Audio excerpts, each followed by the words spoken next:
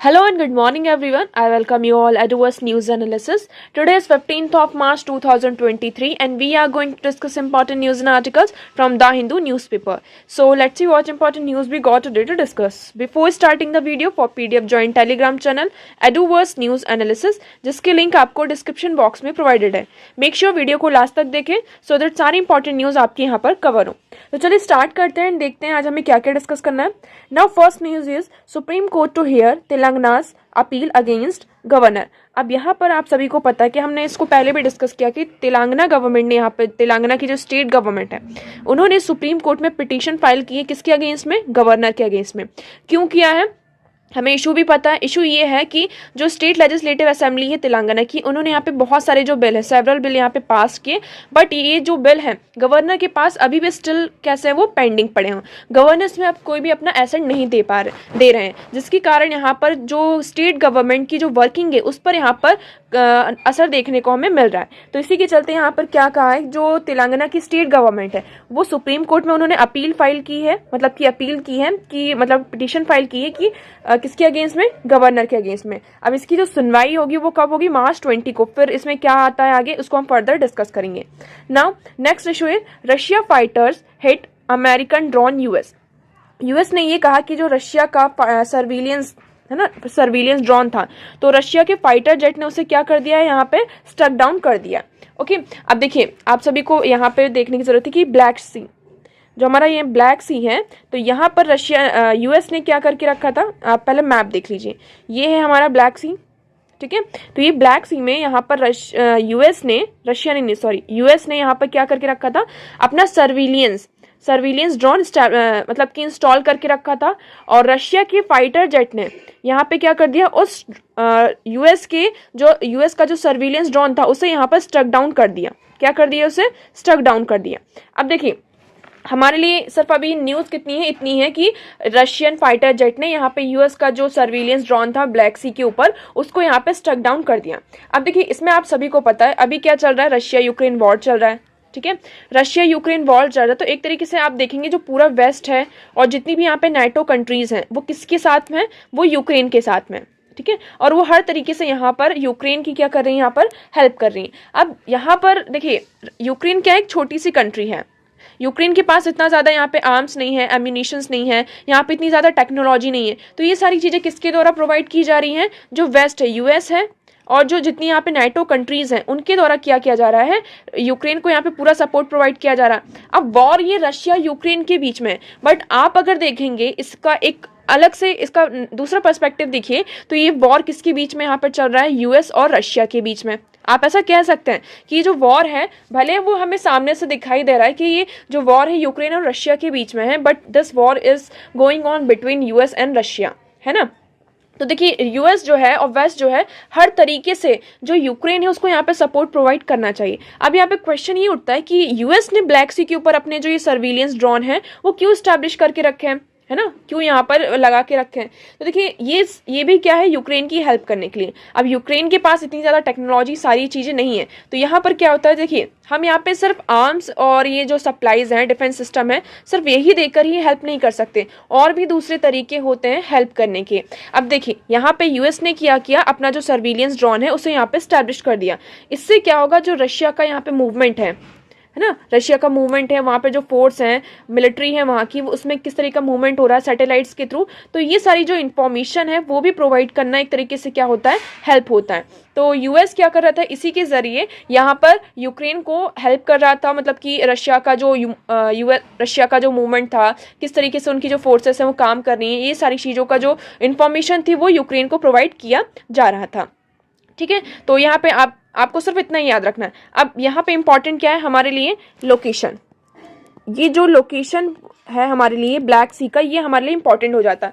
और आपको पता होगा यूपीएससी में ब्लैक सी, मेडिटेरियन सी, है ना, इनसे एक ना एक क्वेश्चन आपको जरूर मिलता है. तो इससे रिलेटेड यहाँ पे जितने भी बॉर्डर कंट्रीज हैं वो आपको यहाँ पे पता होनी चाहिए. अब देखिए ये ब्लैक सी है, यहाँ पे क्रीमिया है. क्रीमिया को आप सभी पता है कि रशिया ने इसे क्या कर लिया था, यहाँ पे एनेक्स कर लिया था 2014 में, और तभी से ये जो रशिया यूक्रेन का जो इशू है ना, वो चल रहा है. तो देखो ये ब्लैक सी है, यहाँ पे आपका क्रीमिया आ जाता है, ये रशिया की बॉर्डर लगती है, जॉर्जिया है, टर्की भी है, टर्की यहाँ पे स्ट्रेट भी है, बल्गेरिया है, रोमानिया, यूक्रेन। ओके, तो आपको यहाँ पर ब्लैक सी से यहाँ पे कौन कौन सी कंट्रीज लगती हैं, बॉर्डर कंट्रीज, इसके नाम आपको कमेंट सेक्शन में बताने हैं। ओके, और आपको इसको यहाँ पर रट लेना है। नेक्स्ट मूव करते हैं। तो नेक्स्ट आर्टिकल है हमारा Saudi Iranian normalisation challenges in West Asia. ना, यहाँ पे दो कंट्रीज हैं।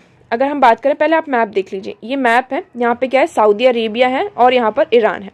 ये सऊदी अरेबिया और ईरान के बीच में अगर हम देखें तो जो कन्फ्लिक्ट है वो आज से नहीं चल रहा है, ये 1998 उससे भी पहले के, मतलब कि आप देख सकते हैं सऊदी अरेबिया और ईरान के बीच में जो हमें कन्फ्लिक्ट्स हैं वो देखने को मिलते हैं। क्यों देखने को मिलते हैं, आप सभी को पता होगा, जो मुस्लिम कम्युनिटी है, मुस्लिम कम्युनिटी यहाँ पे दो सेक्ट में डिवाइडेड है ना। एक कौन सी, शिया, और दूसरी यहाँ पर सुन्नी। ठीक है, शिया सुन्नी। तो सऊदी अरेबिया में कौन है, सऊदी अरेबिया में यहाँ पे सुन्नी है। ठीक है, और ईरान में कौन है, ईरान में यहाँ पे शिया है। तो इसी के चलते यहाँ पर ये दो जो मुस्लिम सेक्ट्स हैं, इनके बीच में यहाँ पे एक कन्फ्लिक्ट चलता रहता है। इनके बीच का जो डिस्प्यूट्स है वो 1998 से अगर हम देखें उससे भी पहले का है ये। और ये दोनों कंट्रीज जो है, सऊदी अरेबिया और जो ईरान है, ये दोनों मतलब इनके बीच में प्रॉक्सी वॉर भी हमें देखने को मिलती है। देखिए इसमें कहा भी गया है कि during this period they have confronted each other in proxy Wars in Syria and Yemen. दोनों कंट्रीज एक दूसरे को यहाँ पे कन्फ्रंट करती रहती थ्रू प्रॉक्सी वॉर।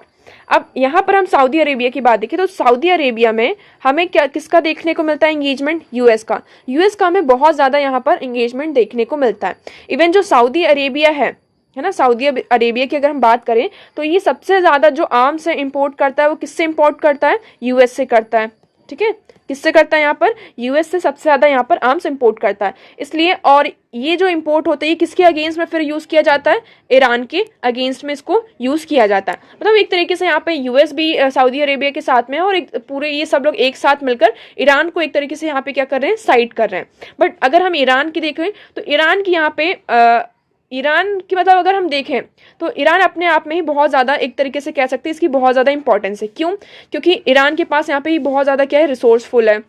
आप सभी को पता है यहाँ पे हमें क्रूड ऑयल मिलता है, सारी गैसेस मिलती हैं। तो ईरान यहाँ पे बहुत ज़्यादा रिसोर्सफुल है। इसकी जो लोकेशन है बहुत ही ज़्यादा, अगर हम वर्ल्ड लेवल पे देखें तो इसकी जो लोकेशन है स्ट्रैटेजिक एक लोकेशन है, जिसके कारण यहाँ पर क्या होता है, ईरान की यहाँ पे जो इम्पोर्टेंस है वो और ज़्यादा बढ़ जाती है। ओके, अब यहाँ पर इसी के चलते ईरान, ये सारी चीज़ों के चलते अब ईरान क्या करना चाहता है, जो न्यूक्लियर वेपन्स है उनको ऑप्ट करना चाहता है।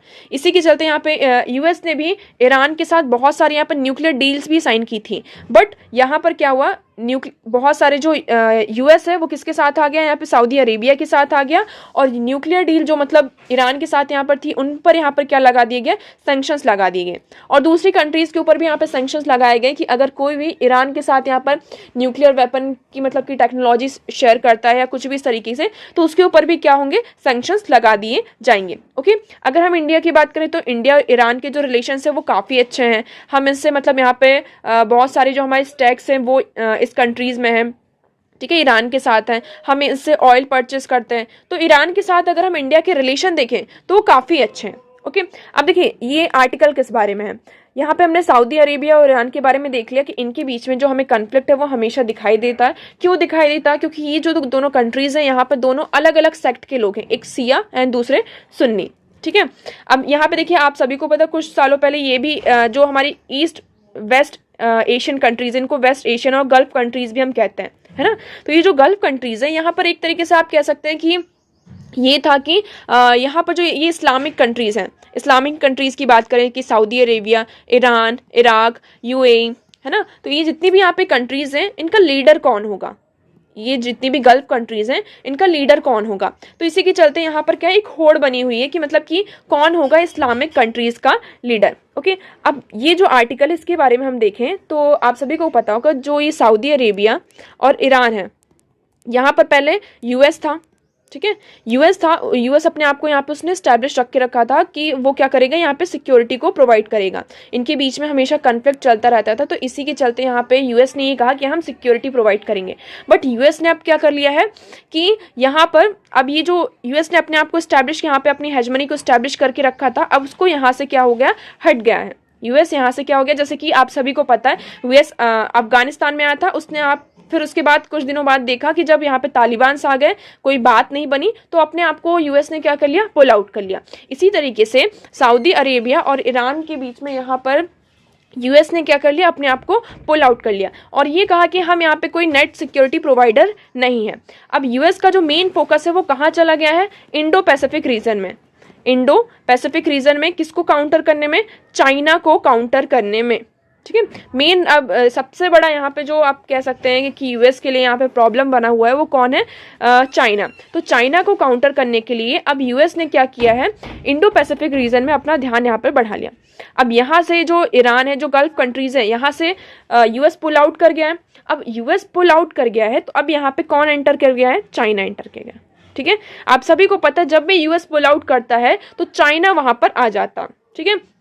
तो यहाँ पर चाइना आ गया है और चाइना यहाँ पे क्या करना चाहता है, एक न्यू अप्रोच लेकर आना चाहिए। अब देखिए पहले आप इसको यहाँ पर पढ़िए, यहाँ पे about 2 years ago Chinese academics begin to signal changes in this approach. वो चाहते हैं कि हमें क्या करना होगा, जो ये वेस्ट एशिया है, वेस्ट एशिया में जो हमारी अप्रोच है उसको यहाँ पर चेंज करना होगा।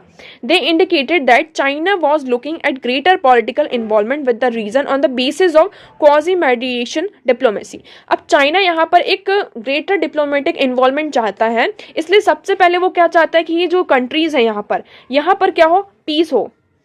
जब एक कंट्री जैसे कि सऊदी अरेबिया और ईरान के बीच में यहाँ पे कन्फ्लिक्ट हमें देखने को मिलते हैं, जब तक इन कंट्रीज के बीच में यहाँ पर पीस नहीं होगा, है ना, एक दूसरे के साथ इनके जो रिलेशंस होंगे वो अच्छे नहीं होंगे, तब तक यहाँ पर जो चाइना का जो एक इन्वॉल्वमेंट है, ग्रेटर इन्वॉल्वमेंट, पॉलिटिकल इन्वॉल्वमेंट की वो बात कर रहा है, वो नहीं हो पाएगा। इसलिए चाइना क्या कर रहा है, इन दोनों के बीच में यहाँ पर एग्रीमेंट करवाया। अभी हम उस एग्रीमेंट की बात करेंगे, पहले हम इसको यहाँ पे देखते हैं। तो देखिए चाइना यहाँ पे क्या चाहता है कि उसकी जो अप्रोच है उसको चेंज करना चाहता है। यहाँ पर वो एक लार्जर कंटेक्स्ट में यहाँ पर आना चाहता है ना। ये जो वेस्ट एशिया का जो रीजन है यहाँ पर एक लार्जर कॉन्टेक्स्ट में, मतलब कि एक ग्रेटर पॉलिटिकल इन्वॉल्वमेंट चाहता है, इसीलिए उसने इसको क्या कहा है कि ये क्या है, क्वाजी मेडिएशन डिप्लोमेसी लेकर आना चाहता है, ताकि वो क्या कर सकते थे, जितनी भी ये मिडिल ईस्ट कंट्रीज हैं, यहाँ पर अभी हमने देखा कि चाइना बहुत ज़्यादा इन्वॉल्व है अपने BRI इनिशिएटिव्स में, है ना। तो सबसे पहले वो क्या चाहता है कि हम यहाँ पे कनेक्टिविटी लाएं, कनेक्टिविटी के साथ साथ यहाँ पर दूसरी चीज़ क्या है, हमें सिक्योरिटी लेकर आनी है, सिक्योरिटी के साथ साथ तीसरी हमें यहाँ पे क्या लेकर आना है, पीस लेकर आना है।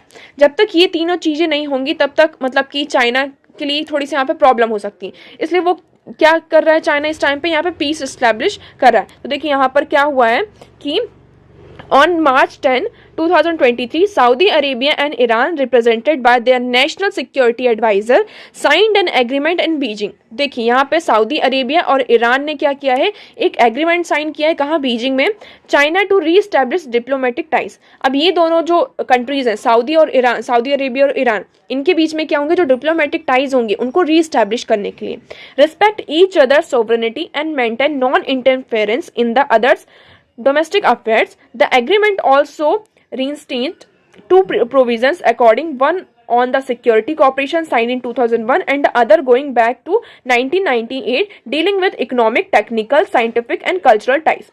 अब यहाँ पे इस एग्रीमेंट में मेनली दो चीजें हैं कि हम क्या करना है, हमें दोनों जो कंट्रीज हैं, ये दोनों कंट्रीज ने इस एग्रीमेंट को यहाँ पर साइन कर दिया है। ओके, आपको यहाँ पे याद रखना है, ये दोनों एग्रीमेंट को यहाँ पे साइन कर दिया है। इस एग्रीमेंट में ये है कि ये दोनों जो कंट्रीज हैं वो क्या करेंगी, जो उनके डिप्लोमेटिक टाइज हैं उनको रीस्टैब्लिश किया जाएगा। कोई भी कंट्रीज एक दूसरे के जो डोमेस्टिक अफेयर्स हैं उसमें यहाँ पे इंटरफेरेंस नहीं करेंगी, ठीक है। तीसरी चीज में क्या है कि हम यहाँ पे क्या करेंगे, जो 2001 में हमने यहाँ पे सिक्योरिटी कोऑपरेशन को साइन किया था उस पर हम यहाँ पे ध्यान देंगे, ठीक है। और मतलब कि एक दूसरे की जो सिक्योरिटी है उसको यहाँ पे ध्यान पे रखते हुए यहाँ पे कोई भी जैसे कि प्रॉक्सी वॉर जैसी हम चीज़ें लेकर आते हैं वो नहीं करेंगे। तीसरी चीज़ में हम यहाँ पे जो हम 1998 से पहले हम जो डील कर रहे हैं, economic, technical and scientific cultural ties, इसको यहाँ पे रीस्टैब्लिश करने की बात की गई है। तो ये एग्रीमेंट लेकर आया गया है किसके द्वारा, चाइना के द्वारा, और इसको यहाँ पे सऊदी अरेबिया और ईरान के द्वारा क्या किया गया है, साइन कर दिया गया है। ओके, तो आई होप आपको यहाँ पे ये सारी चीज़ें क्लियर होंगी। अब यहाँ पे क्वेश्चन आता है इंडिया का, ठीक है। अब यहाँ पे क्या आता है, इंडिया का क्या रोल होगा, इंडिया के रोल के बारे में देखें तो देखिए हमने अभी बात करी कि ईरान के साथ जो हमारे रिलेशन है वो बहुत ही अच्छे हैं, हमारे वहाँ पे बहुत सारे स्टैक्स हैं। हम यहाँ पे एक तरीके से कहते हैं कि जो ये गल्फ कंट्रीज़ हैं हमारी, है ना, वहाँ से हम ऑयल परचेस करते हैं, एनर्जी में हमारा ईरान के साथ बहुत बड़ा यहाँ पे कॉपरेशन है। तो यहाँ पर हमारे लिए देखिए कि recognising the management of the ties with China remains as diplomatic priorities, India will need to engage with China in West Asia. यहाँ पे ये कहा जा रहा है कि जैसे चाइना यहाँ पर क्या हो रहा है, गल्फ कंट्रीज के साथ में यहाँ पे एंगेज होने की कोशिश कर रहा है, तो इंडिया को भी क्या करना होगा, इंडिया को भी यहाँ पर एंगेजमेंट अपनी बढ़ानी होगी। ज़्यादा से ज़्यादा हमें क्या करना होगा, जो हमारी गल्फ कंट्रीज हैं उनके साथ हमारी एंगेजमेंट है उसको यहाँ पर बढ़ाना होगा, हमारा इन्वॉल्वमेंट यहाँ पर ज़्यादा करना होगा, ताकि हम क्या कर सके, चाइना की जो हेजमनी है जो इस्टेब्लिश होने जा रही है उसको यहाँ पर हम रोक सके। इस आर्टिकल में ये भी कहा है कि चाइना क्या कर सकता है, मतलब कि इंडिया क्या कर सकता है, जो चाइना और इंडिया एक साथ अगर यहाँ पर आ जाते हैं, चाइना इंडिया एक साथ आकर गल्फ कंट्रीज के लिए यहाँ पे बहुत, मतलब कि अगर एक साथ आते हैं तो जो ये गल्फ कंट्रीज हैं, जो ये रीजन है, यहाँ पर एक तरीके से वो क्या कर सकते हैं, इस रीजन के जो इंटरेस्ट है उसको और ज़्यादा अच्छे तरीके से यहाँ पे एड्रेस किया जा सकता है। तो देखिए इसमें कहा है they can work together to further mutual and regional interest. Okay तो इसमें यही है कि इंडिया के लिए देखिए बहुत सारे यहाँ पे चैलेंजेस आएंगे, क्यों, क्योंकि यहाँ पे यूएस क्या है, पुल आउट कर गया है, और चाइना, मतलब जहाँ से यूएस जाता है वहाँ से कौन आ जाता है, पीछे से चाइना आ जाता है, और चाइना वहाँ पे अपने आप को इस्टेब्लिश करने की कोशिश करता है ना, हमने एक बार नहीं कई बार देखा है। ठीक है, तो यहाँ पर हमें क्या करना होगा, इंडिया को जो रिलेशन है गल्फ कंट्रीज से उसको यहाँ पे स्ट्रांगली, यहाँ पे उसका इंगेजमेंट है वो हमें यहाँ पे दिखाई देना चाहिए। ओके तो आई होप आपको ये क्लियर होगा आर्टिकल। नेक्स्ट हम मूव करते हैं, नेक्स्ट आर्टिकल है हमारा a case for a better electricity public hearing. अब यहाँ पे क्या है, पब्लिक हियरिंग मतलब की बात की गई है कि जैसे कि हमारा जो इलेक्ट्रिसिटी डिस्ट्रीब्यूशन कंपनीज हैं, यहाँ पे पहले क्या होता था, अगर हम देखें, the scale of operation of electricity distribution companies is clear from the fact that there annual revenue requirement is 20% of the union budget. यहाँ पे ये कह रहे हैं कि जो इलेक्ट्रिसिटी डिस्ट्रीब्यूशन कंपनीज हैं उनके जो ऑपरेशंस होते हैं, तो उस ऑपरेशंस के लिए अगर हम उनका एनुअल रेवेन्यू देखें तो वो कितना है, 20% है यूनियन बजट का।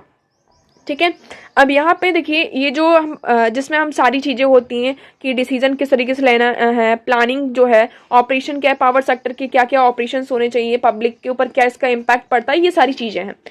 अब यहाँ पर क्या होता है कि जो हम देखते हैं इलेक्ट्रिसिटी रेगुलेशन कमीशन है, ये यहाँ पे क्या करते थे, एक प्लेटफॉर्म है एक तरीके से जहाँ पर जो पब्लिक है वो अपने यहाँ पर ओपिनियंस रखती थी, उनके जो कंसर्न्स होते थे उनको यहाँ पे सामने रखा जाता था। बट कोविड-19 के कारण, जब से कोविड-19 आया उसके कारण यहाँ पर क्या हुआ, थोड़े यहाँ पे रेस्ट्रिक्शंस लग गए, जो ये पब्लिक हियरिंग होती थी अब वो धीरे हो गए, मतलब कि कम हो गई, और हम किसकी तरफ यहाँ पे मूव कर गए, ऑनलाइन पब्लिक हियरिंग की तरफ मूव कर गए।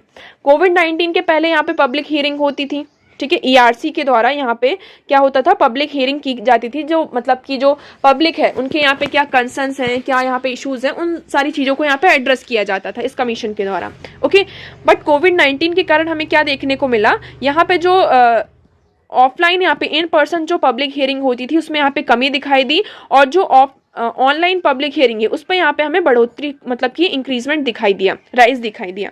अब इसी में यहाँ पर इस आर्टिकल में मेनली जो इन पर्सन पब्लिक हियरिंग है और ऑनलाइन पब्लिक हियरिंग है इसके बारे में बात की गई कि मतलब कि इनमें से कौन सा ज़्यादा अच्छा है और कौन सा ज़्यादा अच्छा नहीं। क्यों, अब देखिए क्योंकि कोविड-19 यहाँ पर क्या हो चुका है, जा चुका है, पेंडेमिक यहाँ पे क्या है, जा चुका है। अब हमें क्या करना है, जो हमारा प्री कोविड-19 से पहले जो हमारी मतलब की सिचुएशन थी, जो हम इन पर्सन पब्लिक हियरिंग करते थे, अब उस पर हमें वापस आ जाना चाहिए। तो उसमें इसी की बात की गई। ये जो कुछ स्टेट्स हैं, अगर हम देखें जो हमारे सदर्न साउथ इंडिया की बात करें, जैसे तमिलनाडु है, आंध्र प्रदेश है, तेलंगाना है, इन्होंने तो यहाँ पे क्या कर लिया, इन पर्सन पब्लिक हियरिंग को मतलब कि फिर से वो उस मोड पर आ गए। बट अभी भी अगर हम उत्तर प्रदेश की बात करें, राजस्थान की बात करें, तो यहाँ भी अभी भी क्या होता है, इंटायरली जो ऑनलाइन पब्लिक हियरिंग ही की जाती है। तो यहाँ पर देखिए जो ऑनलाइन पब्लिक हियरिंग है और जो इन पर्सन पब्लिक हियरिंग है उसके बारे में बताया गया, क्योंकि हर एक चीज़ के आप ऐसा नहीं कह सकते कि ऑनलाइन है तो उसके यहाँ पे सिर्फ बेनिफिट्स ही होंगे, है ना, इसके सिर्फ यहाँ पे प्रोज ही हमें देखने को मिलेंगे। तो ऑनलाइन और इन पर्सन दोनों के यहाँ पे क्या डिस्कस किए गए हैं, प्रोज एंड कॉन्स डिस्कस किए गए हैं। ठीक है, कि ऑनलाइन के यहाँ पे क्या हो सकते हैं और इन पर्सन के क्या हो सकते हैं। तो देखिए आप भी इसको ना आप इस आर्टिकल को बिना पढ़े ही अपने यहाँ पे ओपिनियंस दे सकते हैं। ऑफलाइन होगा तो क्या होगा, अगर हम इन पर्सन की बात करते हैं तो देखिए ERC deal with tariff revisions. When these hearings are held in person, they do more than just provide a platform for citizen to voice their views to ERC. यहाँ पे डायरेक्टली क्या कर सकते हैं, देखिए अब अभी हम बात कर रहे हैं किसकी, offline in person public hearing की। यहाँ पर कोई भी सामने पर्सन है वो डायरेक्टली यहाँ पर आ सकता है, जैसे यहाँ पे ERC की यहाँ पे मेंबर्स बैठे हैं, डायरेक्टली आप उनसे यहाँ पे क्वेश्चन कर सकते हैं, आप एक वॉइस बन सकते हैं सिटीजन्स की। ओके यहाँ पे आप जो क्रॉस लर्निंग होती है वेरियस सेक्टर में आप उनके बारे में जान सकते हैं। कंज्यूमर को एक नेटवर्क प्रोवाइड करता है। इनेबल कलेक्टिव एक्शन, यहाँ पर हम क्या कर सकते हैं, कलेक्टिव एक्शंस भी ले सकते हैं। यहाँ पर देखिए हम देखें तो हमारा क्या होता है, एक डेलिब्रेटिव इन्वॉल्वमेंट होता है। हम इन पर्सन जाते हैं तो हमारा इन्वॉल्वमेंट उस चीज़ में ज़्यादा होता है, हम मतलब इशू को ज़्यादा अच्छे से समझते हैं और उसको ज़्यादा अच्छे से क्या कर सकते हैं, एड्रेस कर सकते हैं। तीसरी चीज़ में क्या कही गई है कि enhance credibility to decision on complex matters. जो कॉम्प्लेक्स मैटर्स होते हैं तो उसमें जो डिसीजन की क्रेडिबिलिटी होती है उसको इन्हेंस करता है।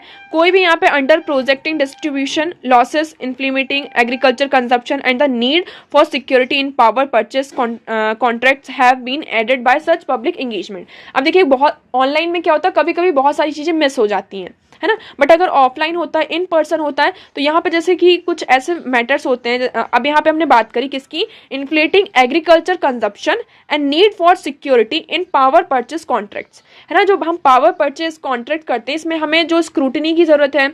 एग्रीकल्चर कंजप्शन में यहाँ पे बहुत सारे जो लॉसेस होते हैं, तो इन सारी चीज़ों को हमने यहाँ पे क्या, पब्लिक इंगेजमेंट से, अगर हम पब्लिकली यहाँ पे अगर कोई फार्मर है, कोई पर्सन इन पर्सन जाता है तो उससे यहाँ पे ज़्यादा इम्पैक्ट पड़ता है। ठीक है, तो ये हमने यहाँ पर देख लिया। अगर हम ऑनलाइन की बात करें तो ऑनलाइन में क्या है, यहाँ पर हमने यहाँ पे कहा कि जो ERC है, यहाँ पे सारी चीज़ों को देखते हुए पब्लिक हियरिंग क्या है, एक बहुत ही मतलब कि इम्पॉर्टेंट, अगर हम देखें सोशल प्लेटफॉर्म में अगर हमें कोई भी सोशल एक्शन लेना है तो पब्लिक हियरिंग एक मेजर प्लेटफॉर्म है जहाँ पर हम सोशल एक्शन लेते हैं। ठीक है, बट कोविड के कारण यहाँ पे क्या हुआ, फिर हमें ऑनलाइन में आना पड़ा। ऑनलाइन में हमने यहाँ पे क्या किया, पूरा इंफ्रास्ट्रक्चर बिल्ड किया, सारी चीज़ें यहाँ पे प्रोवाइड की। देखिए यहाँ पे ऐसा नहीं है कि हमने कुछ भी, यहाँ पे जो लोगों का पार्टिसिपेशन है वो भी यहाँ पे क्या हुआ, बहुत ज़्यादा इंक्रीज हुआ। इवन जितना इन पर्सन यहाँ पर हमें पार्टिसिपेशन देखने को नहीं मिलता था लोगों का, उतना ज़्यादा हम मतलब कि उससे कहीं ज़्यादा मतलब कि डबल हमें पार्टिसिपेशन देखने को मिला। कहाँ, ऑनलाइन में।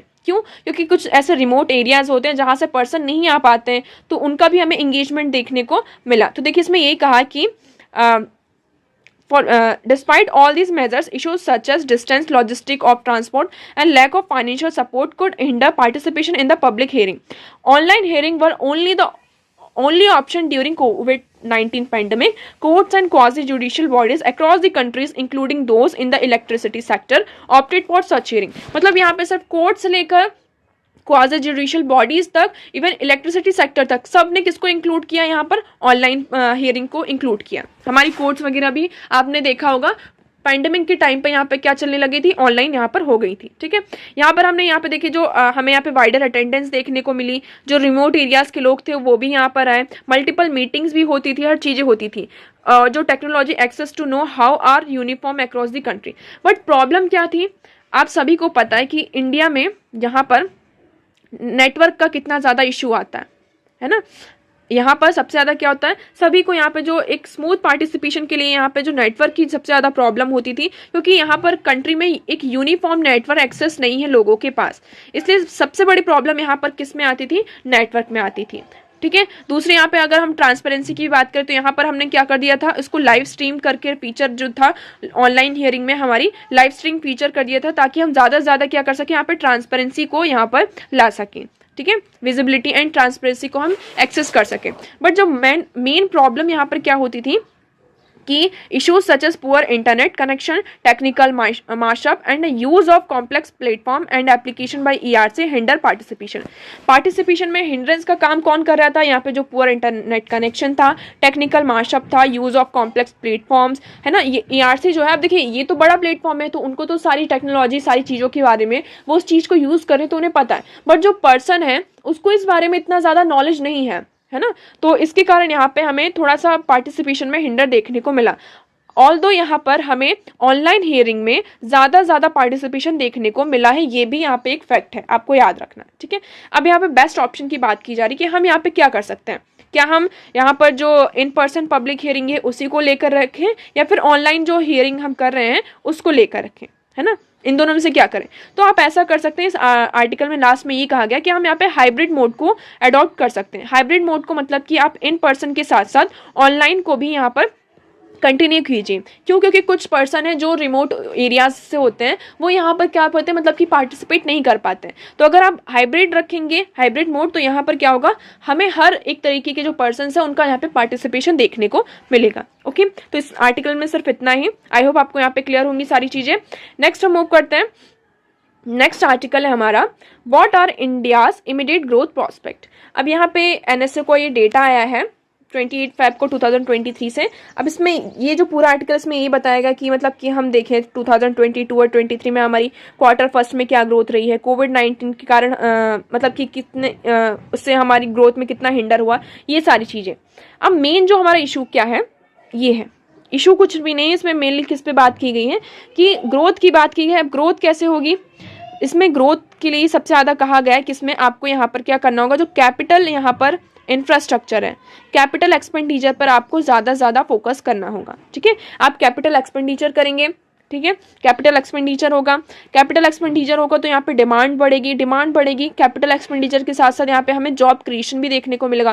कैपिटल एक्सपेंडिचर क्या है, मतलब कि आप किसी ऐसी जगह पर मतलब आप एक्सपेंड कर रहे हैं जहाँ इन फ्यूचर आपको वहाँ पे जो आपका मनी है वो यहाँ पे मल्टीप्लाई होकर आपके पास यहाँ पर रिटर्न में आएगा। मनी मल्टीप्लाई होकर आपके पास यहाँ पर वापस आएगा। फॉर एग्जांपल आपने यहाँ पे एक हॉस्पिटल ओपन किया, ठीक है, तो अभी तो आप इसमें यहाँ पे बहुत कैपिटल एक्सपेंडिचर मतलब कि आप बहुत बड़ा खर्चा कर रहे हैं, और उसके बाद इन फ्यूचर आपको यहाँ पे जो आपने जो खर्चा किया है वो आपको डबल होकर आपके पास आएगा। डबल नहीं मतलब कि आपकी जो मनी मल्टीप्लाई हो है वो मल्टीप्लाई होकर आपके पास यहाँ पर रिटर्न में आएगी।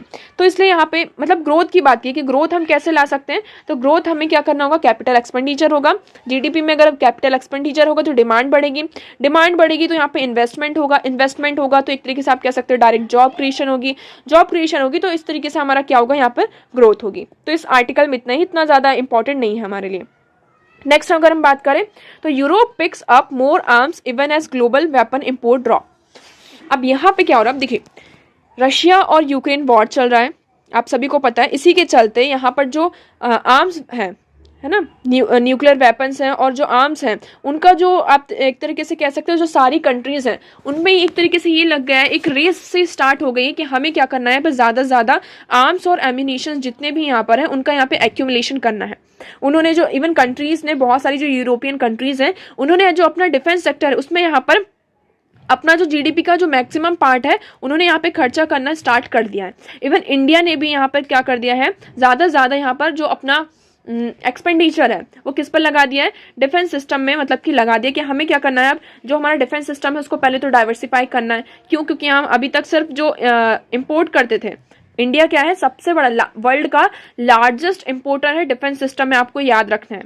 ठीक है, वेपन्स में जो हम वेपन परचेस करते हैं तो India is the largest. Second में कौन आता है, सेकंड नंबर पर आता है सऊदी अरेबिया, और थर्ड में आता है यूक्रेन। तो ये रिपोर्ट आई है सिप्री की, आपको यहाँ पे याद रखना किसकी, सिप्री की रिपोर्ट आई है। उसके अगेंस्ट में ये बताया गया है कि जो इंडिया है वो लार्जेस्ट इंपोर्टर है आर्म्स एम्यूनिशन का, उसके बाद Saudi Arabia and then Ukraine. अगर हम एक्सपोर्ट की बात करें तो लार्जेस्ट एक्सपोर्टर कौन है आर्म्स एंड डिफेंस सेक्टर में, तो यूएस है, उसके बाद रशिया एंड थर्ड में फ्रांस है। ओके, अब देखिए यहाँ पे ये होड़ मतलब कि जो रेस है वो मतलब कि आर्म्स का जो एक्यूमुलेशन है उसके लिए यहाँ पे रेस क्यों लगी हुई है, तो देखिए European countries increase import of major weaponries by 47% between 2013 to 17 and 2018 to 22 even as the global volume of international arms transfer fell by 5.1%। अब यहाँ पे अगर हम ग्लोबल ट्रांसफर की बात करें तो उसमें 5.1% हमें कमी दिखाई दी, मतलब कि जो कंट्रीज हैं वो कम यहाँ पर क्या कर रही हैं, एक्सपोर्ट कर रही हैं। बट हम अगर यूरोपियन कंट्रीज की बात करें तो उनका जो इंपोर्ट है वो क्या हो रहा है, इंक्रीज हो रहा है ना। ऐसा क्यों हो रहा है, आप सभी को पता है कि Russia invasion to of Ukraine last year has prompted European countries to rush to bolster their defense। अब ये जो रशिया यूक्रेन वॉर चला इसके कारण यहाँ पे जितनी भी यहाँ पे यूरोपियन कंट्रीज हैं वो क्या कर रही हैं, यहाँ पर ज़्यादा से ज़्यादा जो आर्म्स एंड एम्यूनिशंस हैं उनको यहाँ पे प्रॉम्प्ट कर रही हैं। आप सभी को पता है जितनी भी यहाँ पे जो कंट्रीज़ हैं, यूरोपियन कंट्रीज़ हैं, वेस्ट कंट्रीज़ हैं, वो यहाँ पे यूक्रेन को यहाँ पे पूरी तरीके से जो आर्म्स एम्यूनिशंस है वो सप्लाई कर रही हैं।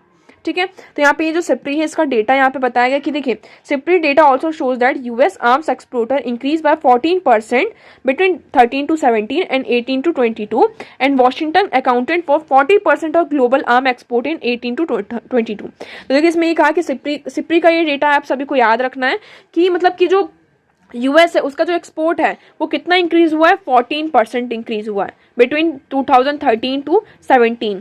ओके, तो अब देखिए यहाँ पे इस चार्ट में आप देख सकते हैं कि वेस्ट एशिया में यहाँ पे अगर हम देखें 18 to 22 में यहाँ पे 31% था, फिर यूरोप में 16% था, फिर उसके बाद यहाँ पे 13 to 17 देखें, पहले ये 32 था और 11 था। तो यूरोप का ये कितना ज़्यादा यहाँ पर बढ़ गया, बल्कि जो वेस्ट एशिया है यहाँ पर हमें यहाँ पे कमी दिखाई दे रही है।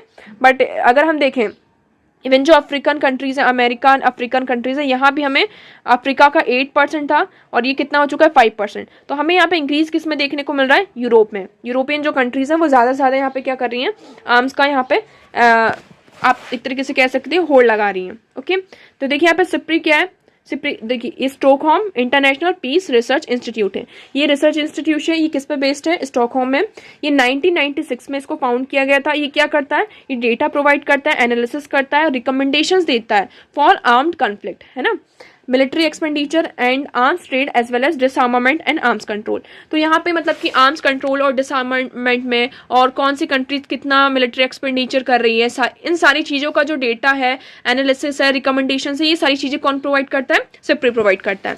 The research is based on open source and is directed to decision makers, researchers, media and interested public group. Okay, तो SIPRI organize purpose is to conduct scientific research in the issues on conflict and cooperation of important and international peace and security. तो mainly यहाँ पे क्या करता है ये SIPRI, जो एक इसका मेन पर्पज ये है कि वो जो साइंटिफिक रिसर्च है, कोई भी कॉन्फ्लिक्ट हो रहा है किसी भी चीज़ को लेकर, इंटरनेशनल पीस एंड सिक्योरिटी को स्टैब्लिश करने में, है ना, इनका मेन इंपॉर्टेंस यही है कि हमें क्या करना है, ज़्यादा से ज़्यादा कॉपरेशन करना है, पीस और सिक्योरिटी के यहाँ पे स्टैब्लिश करना है। और जो कॉन्फ्लिक्ट्स होते हैं, ये इश्यूज जो है कॉन्फ्लिक्ट्स के, उस पर यहाँ पे रिसर्च की जाती है कि ये मतलब कि हो क्यों रहा है ऐसा। ओके, तो यहाँ पे आपको यहाँ पे याद रखना है सिप्री क्या है, ये 1996 में फाउंड हुआ था। ओके, नेक्स्ट आर्टिकल की अगर हम बात करें, why do landfills catch fire during summer.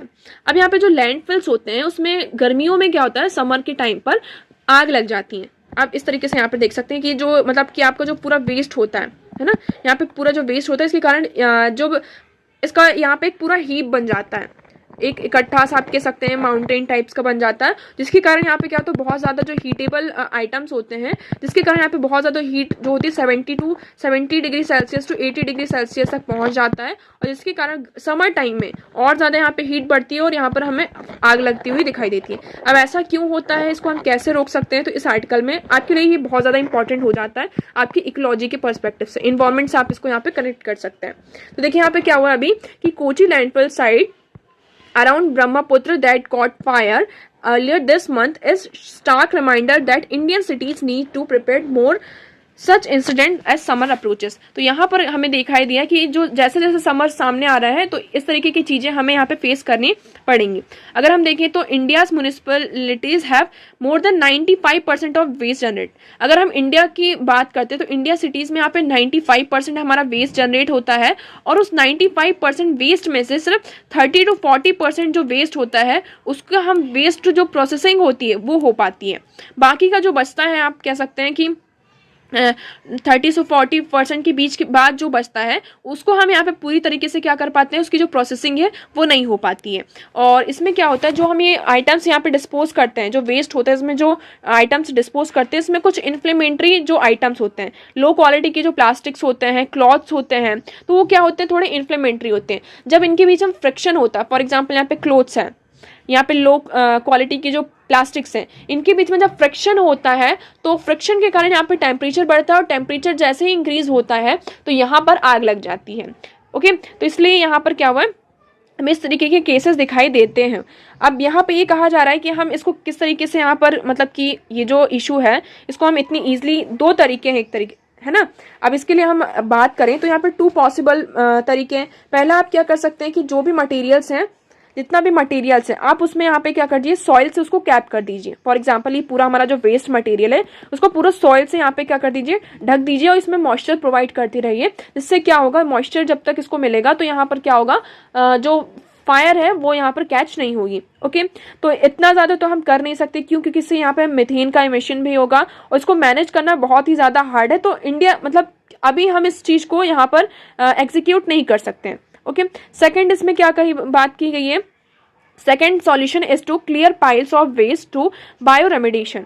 जो यहाँ पर सेकेंड सॉल्यूशन ये है कि जो वेस्ट का जो पाइल्स है उसको यहाँ पे बायो रेमिडिएशन कर सकते हैं, मतलब कि जो ओल्ड वेस्ट हैं उसको यहाँ पे हम अलग कर सकते हैं। यहाँ पे जितनी भी सीविंग मशीन्स हैं हम उसको सीविंग मशीन्स लेकर आ सकते हैं, और जितने भी यहाँ पे फ्लेमेबल रिफ्यूज ड्राइव फ्यूल्स हैं, है ना, जैसे कि प्लास्टिक्स हो गए, क्लोथ्स हो गए, रैक्स हो गए, जितने भी बायोडिग्रेडेबल मटेरियल्स हैं जिनसे हमें आग लगने के खतरे होते हैं उसको हम अलग कर सकते हैं और उसको हम यहाँ पर क्या करें, उसकी प्रोसेसिंग कर दें। तो जब हम उसको यहाँ पे वेस्ट में से हटा देंगे तो ये जो फायर कैच हुए उसका जो खतरा है वो कम हो सकता है। तो हम ये जो बायो रेमिडिएशन है इसको हम यहाँ पर अपना सकते हैं। ओके, तो ये दो चीज़ यहाँ पर की जा सकती हैं। अब अगर हम इमीडिएट मेजर की बात करें, इमीडिएटली हम यहाँ पर क्या कर सकते हैं, इसमें भी क्या है, अभी हमें टाइम लग सकता है। ओके, अगर हम इमीडिएट मेजर की बात करते हैं तो देखिए, अगर हम लैंड फाइल्स की बात करें तो 20 to 30 एकर्स क्या है, पूरे मतलब कि 20 to 30 एकर्स ज़मीन में यहाँ पे हमें अलग अलग तरीके के कचरे देखने को मिलता, वेस्ट हमें देखने को मिलता है। हम यहाँ पे क्या कर सकते हैं, ब्लॉक बना सकते हैं। जैसे कि फॉर एग्जांपल ये लैंड है हमारा, यहाँ पे हमने ब्लॉक्स बना दिए कि इसने एरिया में यहाँ पे पूरा हमारा जो ओल्ड वेस्ट है उसको रखा जाएगा, यहाँ पे जो न्यू वेस्ट है वो आ रहा है, यहाँ पे ड्राई वेस्ट रखा जाएगा, यहाँ पे ड्राई है और जो वेस्ट वेट है उसको वेस्ट को रखा जाएगा। तो इस तरीके के हम क्या कर सकते हैं, ब्लॉक्स बना सकते हैं। ब्लॉक्स बना के यहाँ पे क्या कर सकते हैं, हम जो सॉइल की जो कैपिंग है, सॉइल कैपिंग कर सकते हैं और इसको मॉइस्चर प्रोवाइड करते रहें, जिससे यहाँ पे और थोड़ा एरेशन भी प्रोवाइड करते रहें, ताकि ये जो हमारे आप कह सकते हैं लैंडफिल में कैच फायर कैच होती है इसको हम यहाँ पर रोक सकते हैं। ठीक है, तो इसमें यही बताएगा कि fire damage long solution, cities have a systematic waste processing system where wet and dry waste are processed separately and their byproducts treated accordingly। तो हमें यहाँ पे क्या करना है, इस तरीके की चीज़ें हम कर सकते हैं, ब्लॉक्स बना सकते हैं, ब्लॉक्स में डिवाइड कर सकते हैं और जैसा कचरा यहाँ पर फिर आता जाएगा उसको उसके अकॉर्डिंग ब्लॉक्स में यहाँ पर डंप किया जाए। ओके, और यहाँ पे हमें ये भी करना होगा जो सिटीज़ को हम किस तरीके से यहाँ पे जो वेस्ट है उसकी प्रोसेसिंग को यहाँ पे इंश्योर करना होगा। देखिए 95 कचरा आता है, 95% यहाँ पे वेस्ट जनरेट होता है, उसमें सिर्फ हम 30 and 40% ही क्या कर पाते हैं, उस जो वेस्ट होता है उसको कम्प्लीटली यहाँ पर उसकी प्रोसेसिंग कर पाते हैं। तो ये हमारे लिए थोड़ी सी चिंता की बात हो जाती है। ओके, तो देखिए इस तरीके से यहाँ पे कितने लार्ज बहुत, और ये जो फायर है ये कई दिनों तक यहाँ पे चलता रहता है, इसके पॉल्यूशन होता है जिसके कारण हमें हमारे जो हेल्थ इश्यूज़ हैं उसको भी यहाँ पे फेस करना पड़ता है। ओके, नेक्स्ट हम बात करते हैं, तो OBC panel does not have caste census data says government. अब यहाँ पे एक ओबीसी पैनल बनाया गया था, मतलब कि 2017 में, इसको आपके लिए यहाँ पे पहले याद रखना है। पहले हम इसको देख लेते हैं कि ओबीसी सब कैटेगराइजेशन पैनल बनाया गया था। एक रोहिणी कमीशन आया था, रोहिणी कमीशन 2017 में, जिसके थ्रू ये कहा गया था कि जो ओबीसी है यहाँ पे रिजर्वेशन प्रोवाइड होता है ओबीसी को कितना 27%। अभी ये जो 27% ओबीसी को जो रिजर्वेशन प्रोवाइड होता है, इसमें से हमने ये देखा कि जब से रिजर्वेशन प्रोवाइड किया जा रहा है यहाँ से बहुत सारा जो मतलब कि आप देख सकते हैं बहुत सारी जो कास्ट हैं हमें उनमें ये देखने को मिला जो क्रीमी लेयर, आपको पता है क्रीमी लेयर का कॉन्सेप्ट है ना, कि मतलब कि बहुत सारे जो कास्ट हैं, बहुत सारे जो लोग हैं, अब वो क्या हो चुके हैं, मतलब कि वो उन पर हमें इकोनॉमिकली हमने देखा कि वो ग्रो कर चुके हैं, अब उनको रिजर्वेशन की ज़रूरत नहीं है। तो हमें क्या करना होगा, ओबीसी के अंदर ही इन जितने भी कास्ट हैं उनको सब कैटेगराइज करना होगा। इसी के चलते यहाँ पर ये जो रोहिणी कमीशन इस ओबीसी का ये कैटेगराइजेशन पैनल यहाँ पर बनाया गया था। पहले हम इसको देख लेते हैं कि the idea to create sub-categorization within the larger group of OBC for the purpose of reservation. OBC granted 27% reservation in jobs and education under the central government. For OBC, the debate arises out of perception that only a few affluent communities among the over 2,600 include the central list OBC have secured major part in 27% of reservation। तो इसमें यहाँ पर अब क्या हो, हम किसका concept लेकर आ रहे हैं, इक्विटेबल डिस्ट्रीब्यूशन का। इक्विटेबल डिस्ट्रीब्यूशन हो इसलिए यहाँ पर जो कम्युनिटीज़ यहाँ पर अच्छे से मतलब क्या वो उन पे अफ्यूलेंट कम्युनिटीज़ हैं उनमें अच्छी ग्रोथ हो चुकी है, तो उसको अब यहाँ पे क्या किया जाएगा, सब कैटेगराइज किया जाएगा। उसी के चलते यहाँ पर under article 340 of the constitution यहाँ पे 2 अक्टूबर 2017 को यहाँ पे रोहिणी कमीशन को इस्टेब्लिश किया गया था। इस कमीशन का मेन पर्पज़ यही था कि आपको क्या करना होगा, सब कैटेगराइजेशन करना होगा। ठीक है, ये सारी चीज़ें हमने देख ली। अब इसमें इशू क्या आ रहा है? इशू ये आ रहा है कि जो ओबीसी पैनल है, इसको यहाँ पर पहले ये था 2017 में ये बना था और विद इन 12 वीक इनको क्या करना था, ये जो रिपोर्ट थी उसको पब्लिश करना था। आज क्या हो गया, 2023 हो गई और आज तक इनकी रिपोर्ट सामने नहीं आई है। मतलब अभी हमने कुछ दिनों पहले, मतलब आपको अगर याद होगा जनवरी में ही हमने इसको डिस्कस किया था कि जो ओबीसी पैनल है इसको यहाँ पे 14th यहाँ पे एक्सटेंशन भी दिया गया है ना, 14th एक्सटेंशन दिया गया। अब यहाँ पे जो पैनल है वो ये कह रही है कि जो इनको डेटा है 2011 का जो यहाँ पे सेंसस है, मतलब कि यहाँ पे जो 3000 यहाँ पे कास्ट ग्रुप हैं, है ना, जो यहाँ पे 3000 कास्ट ग्रुप हैं ओबीसी के अंदर, यहाँ पर उनका जो पूरा डेटा है, जो फाइल है, वो मतलब कि इस पैनल को यहाँ पे प्रोवाइड नहीं की गई, जिसके कारण यहाँ पर वो क्या कर पा रहे, अच्छे से काम नहीं कर पा रहे। यही चीज इसमें कही गई। देखिए, the commission was formed in 2017 by the union social ministry to subcategorize the nearly 3000 caste group that are currently listed as other backward classes on central list. There has to be study on socio-economic indicators on the level of discrimination faced by these caste group। अब यहाँ पे ये कहा गया कि मतलब कि जो हमारा सोशल इकोनॉमिक कास्ट सेंसस का जो डेटा है 2011 में ये जो कंडक्ट किया गया था, इसकी यहाँ पे जो रिपोर्ट है वो इनको यहाँ पे जो कास्ट सेंसस का जो पूरा डेटा है वो प्रोवाइड नहीं किया गया, जिसके कारण यहाँ पर क्या है, जो ये कैटेगराइजेशन की जो प्रोसेस है उसको यहाँ पे नहीं किया जा पा रहा है। ओके, तो आपको यहाँ पे क्या याद रखना है, रोहिणी कमीशन कब आया था, 2017 में। पर्पस क्या था कि मेन पर्पस ये था कि ओबीसी से यहाँ पे हमें क्या करना, जो इनको 27% यहाँ पे रिजर्वेशन प्रोवाइड करना, तो ओबीसीज के अंदर ही वो कम्युनिटी जो अब मतलब यहाँ पे वेल नरिस्ड हैं, सारी चीज़ें हैं, अच्छे से चल रही हैं, तो उनको यहाँ पे सब कैटेगराइज करना है। ओके, नेक्स्ट अगर हम बात करते हैं तो नेक्स्ट आर्टिकल है हमारा, Australia to buy US nuclear submarines under AUKUS. अब ऑकस क्या है आप सभी को पता होगा, ये लास्ट ईयर मतलब लास्ट ईयर इसको क्रिएट किया गया था। ऑकस है ऑस्ट्रेलिया, यूके एंड यूएस, ठीक है। ऑकस इसमें मेनली ऑस्ट्रेलिया ने क्या डिमांड की थी, ऑस्ट्रेलिया ने डिमांड करी कि हमें क्या ज़रूरत है, न्यूक्लियर पावर सबमरीन की ज़रूरत है। क्यों? क्योंकि जो इंडो पैसिफिक रीजन है वहाँ पे जो चाइना का इंगेजमेंट है वो बहुत ज़्यादा बढ़ रहा है, तो चाइना को काउंटर करने के लिए हमें यहाँ पे क्या ज़रूरत है, न्यूक्लियर पावर सबमरीन की ज़रूरत है। हम ये नहीं कह रहे कि हमें न्यूक्लियर वेपन से ये सारी चीज़ों की ज़रूरत है, बट हमें न्यूक्लियर पावर सबमरीन की ज़रूरत है, ठीक है। ये कहा इसी के चलते, मतलब कि जिसमें बहुत ज़्यादा यहाँ पे हाई टेक्नोलॉजी हो, ये सारी चीज़ें हो, जिससे हम क्या कर सकें, जो इंडो पैसिफिक रीजन में चाइना की प्रेजेंस है उसको हम यहाँ पर काउंटर कर सकें। ओके, मेन रीज़न ये था। अभी जो ऑकस था इसमें पहले ऑस्ट्रेलिया नहीं था, आपको याद रखना है। यहाँ पे एक डील हुई थी न्यूक्लियर पावर सबमरीन की, किसके बीच में, यूके और यूएस के बीच में। अब जब ऑस्ट्रेलिया ने इसमें डिमांड करी किसकी, कि हमें भी क्या चाहिए, न्यूक्लियर पावर सबमरीन चाहिए, तो इस एग्रीमेंट में एक तरीके से आप कह सकते हैं सिक्योरिटी पैक्ट है, तो इसमें यहाँ पर कौन आ गया, ऑस्ट्रेलिया भी आ गया। तो यहाँ पे इन 3 कंट्रीज़ का ये ग्रुप बन गया एक तरीके से आप कह सकते हैं। तो क्या है ये, ऑकस है। यहाँ पर मेनली अब क्या होगा कि जो ऑस्ट्रेलिया ने यहाँ पे डिमांड करी कितनी, 5 यूएस न्यूक्लियर पावर सबमरीन की यहाँ पे डिमांड की। इसको बिल्ड किया जाएगा यूएस और ब्रिटिश टेक्नोलॉजी के अंडर, और यहाँ पे फिर किसको प्रोवाइड किया जाएगा, ऑस्ट्रेलिया को यहाँ पर प्रोवाइड किया जाएगा। अब यहाँ पे ये सेकंड क्वेश्चन ये उठता है कि आपके पास यहाँ पे क्वाड भी तो है ना। क्वाड में कौन कौन है, यहाँ पे इंडिया है, यूएस है, जापान है और ऑस्ट्रेलिया है।